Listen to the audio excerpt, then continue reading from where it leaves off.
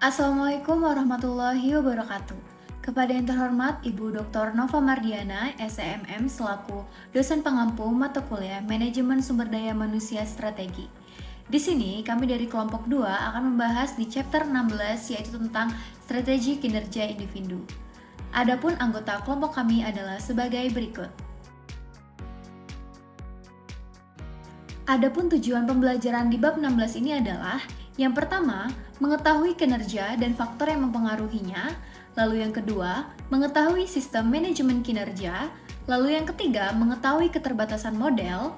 Lalu yang keempat, mengetahui realitas sistem manajemen kinerja. Dan yang terakhir adalah menangani masalah yang menemukan kembali manajemen kinerja.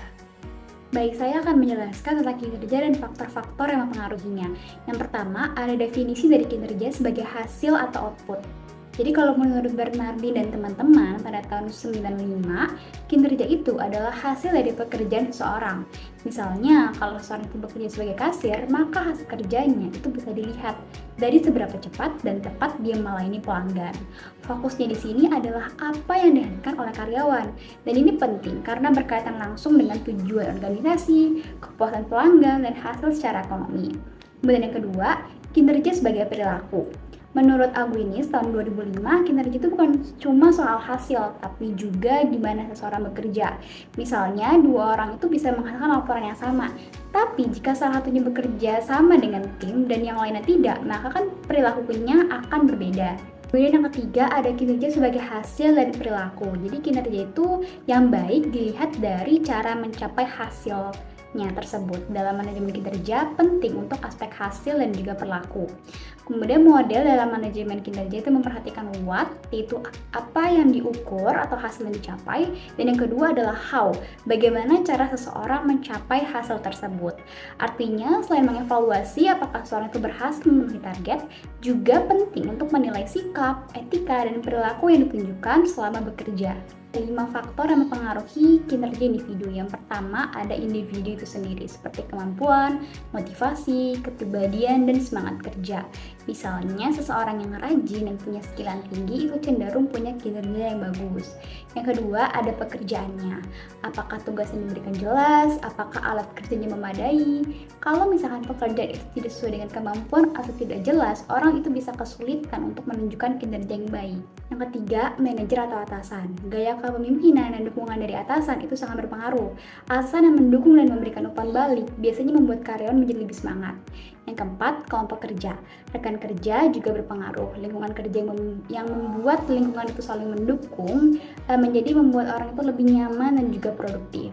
Yang kelima, ada organisasi. Budaya kerja seperti sistem penghargaan dan kebijakan perusahaan juga mempengaruhi kinerja. Baik, selanjutnya saya akan membahas tentang sistem manajemen kerja. Sistem manajemen kerja adalah proses formal untuk meningkatkan kinerja melalui 5 langkah utama. Yang pertama, menetapkan tujuan individu. Yang kedua, menyelaraskannya dengan tujuan organisasi. Yang ketiga, merencanakan pencapaian. Yang keempat, meninjau progres. Serta yang kelima, mengembangkan kemampuan individu. Manajemen kinerja ideal beroperasi secara berkelanjutan dengan prinsip utama bahwa karyawan membutuhkan arahan, kebebasan, dan juga dorongan bukan kontrol. Oleh karena itu, sistem ini sebaiknya berfungsi sebagai alat pengembangan kolaboratif melalui pembinaan, umpan balik, dan juga pengakuan.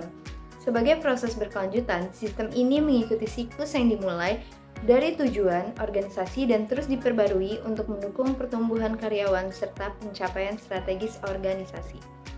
Selanjutnya, saya akan menjelaskan tentang keterbatasan model. Yang pertama, sifat normatif dan kontekstual. Model manajemen kinerja bersifat normatif karena menetapkan standar ideal. Padahal, implementasinya bergantung pada konteks organisasi. Fletcher pada tahun 1998 mencatat bahwa banyak organisasi mengembangkan proses yang disesuaikan dengan kebutuhan lokal, namun menolak sistem terpusat yang seragam. Selanjutnya, ada beberapa masalah utama model. Yang pertama, pendekatan berlebihan. Yang kedua, jargon tidak dipahami. Yang ketiga, kesulitan penyelarasan tujuan. Dan yang keempat, kompartamentalisasi. Selanjutnya, faktor kontekstual yang memengaruhi implementasi manajemen kinerja yang dipengaruhi oleh beberapa faktor. Yang pertama, jenis operasi dan struktur organisasi. Yang kedua, budaya organisasi dan nilai-nilai. Dan yang terakhir, gaya manajemen, kontrol versus partisipatif. Seperti yang dikutip dari Stetoskop pada tahun 2002, sistem manajemen kinerja yang paling benar secara akademis bisa gagal jika tidak sesuai dengan budaya perusahaan atau tenaga kerjanya. Ulakos, Muller-Hanson, dan O'Leary pada tahun 2008 menyebut manajemen kinerja sebagai tumit Achilles HRM. Semua organisasi modern menghadapi tantangan menetapkan tujuan, mengevaluasi, dan memberi penghargaan untuk meningkatkan kinerja. Namun, respon terhadap tantangan ini bergantung pada lokasi dan konteks operasional perusahaan.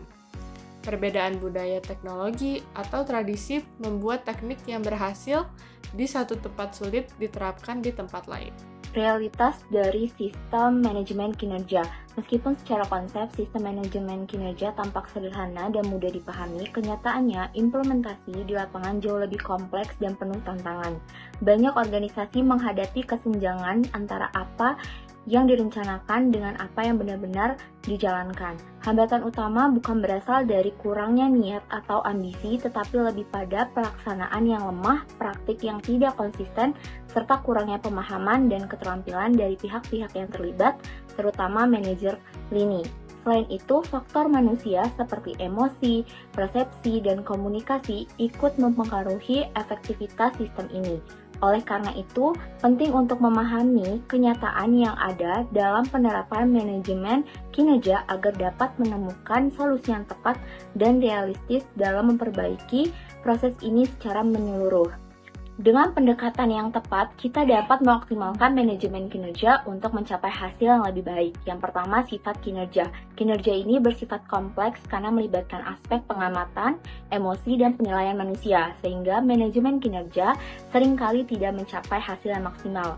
Yang kedua, masalah dalam sistem manajemen kinerja. Penilaian kinerja yang hanya dilakukan setahun sekali cenderung tidak efektif dan tidak mampu mencakup semua fungsi penting dalam manajemen kinerja. Lalu yang ketiga, tantangan bagi manajer lini.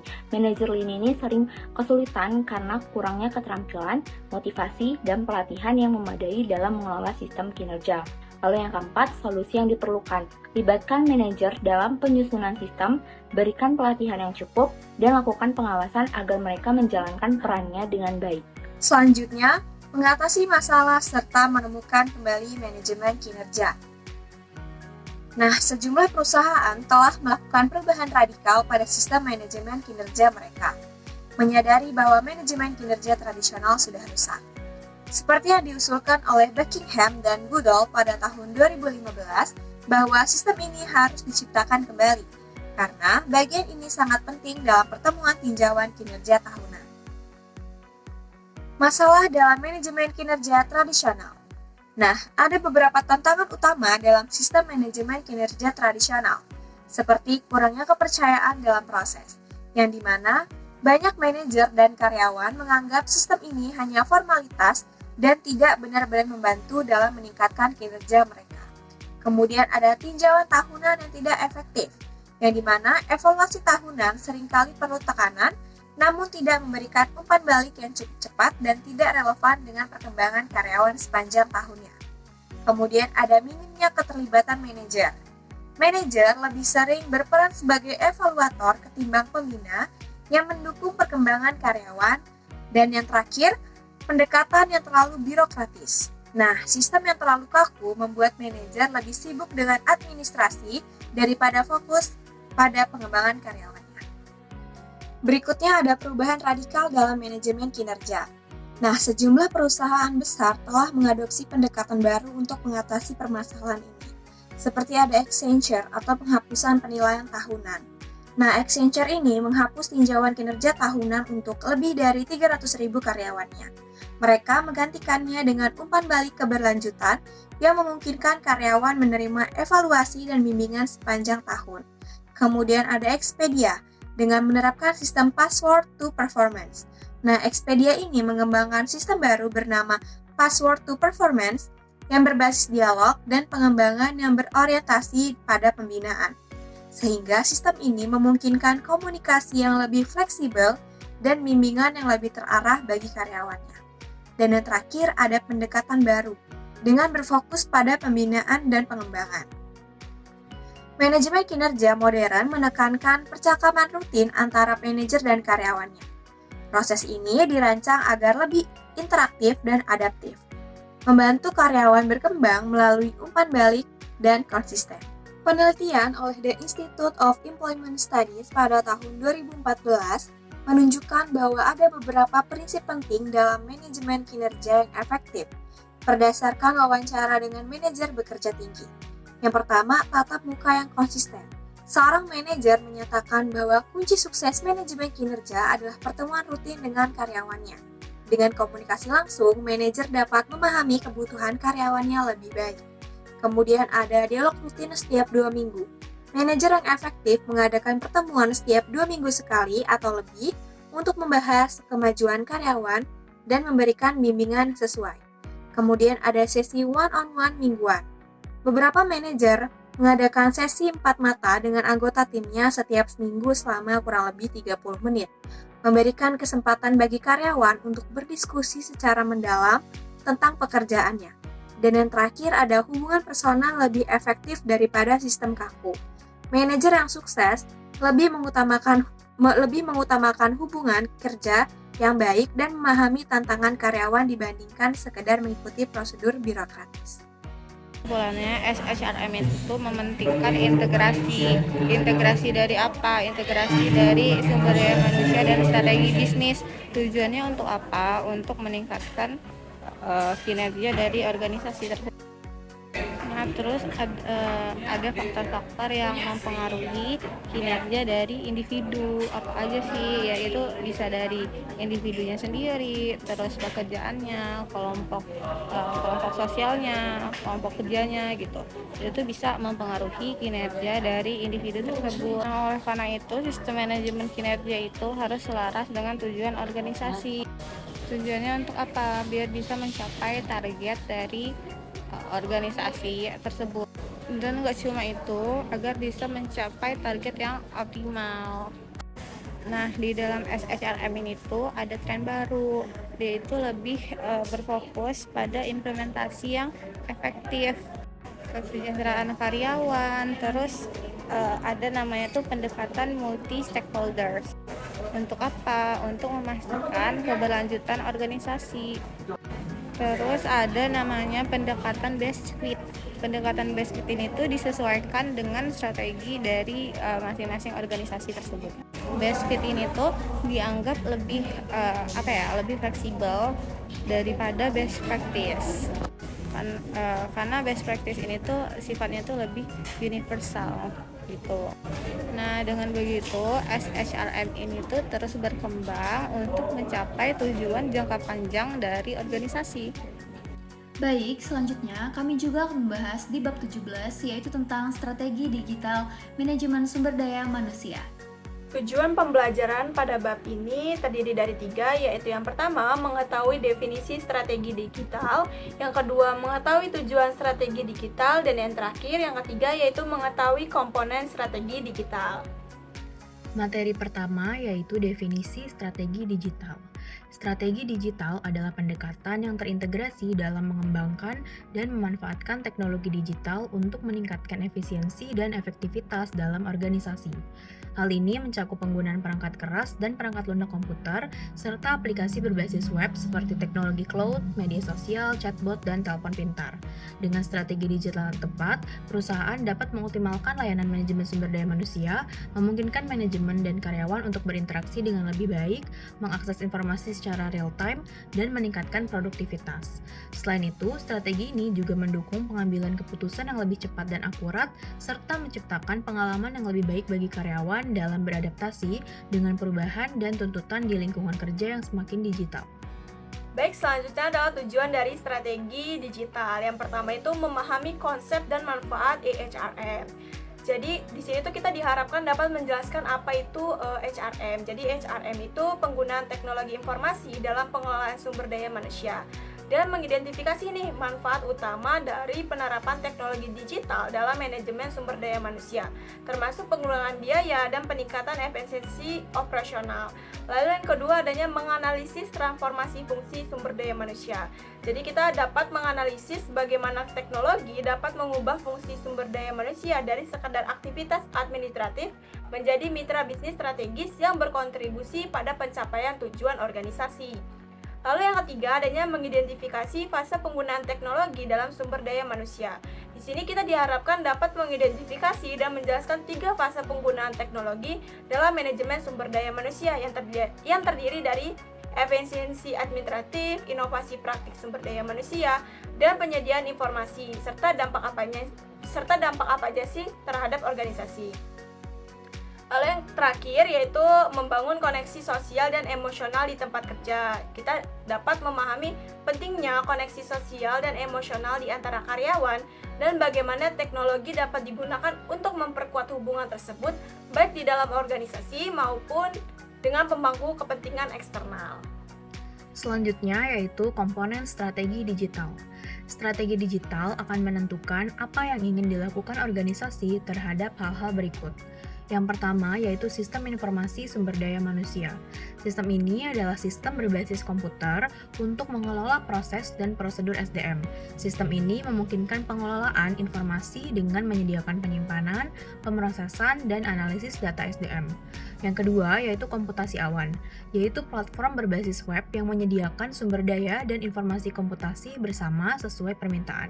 Yang ketiga yaitu media sosial. Media ini menggunakan teknologi digital yang memungkinkan orang terhubung satu sama lain untuk membuat dan berbagi informasi.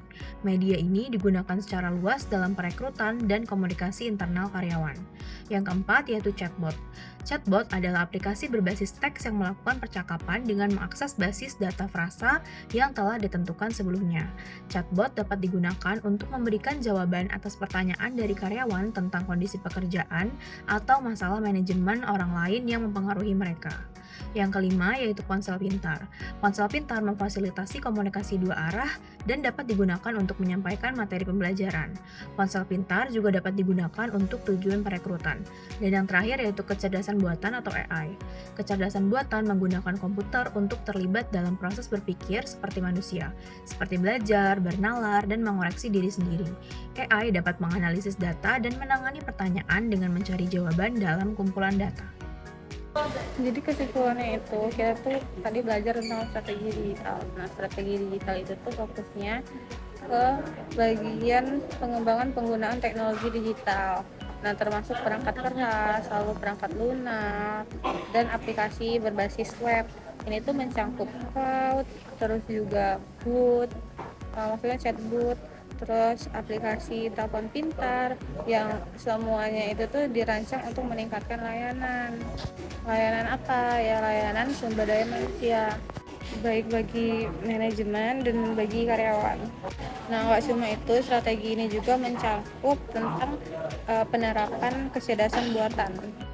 Baiklah, sekian video presentasi dari kelompok kami. Kami mohon maaf jika ada kesalahan dan terdapat kata-kata yang tidak berkenan. Kami akhiri, wassalamualaikum warahmatullahi wabarakatuh.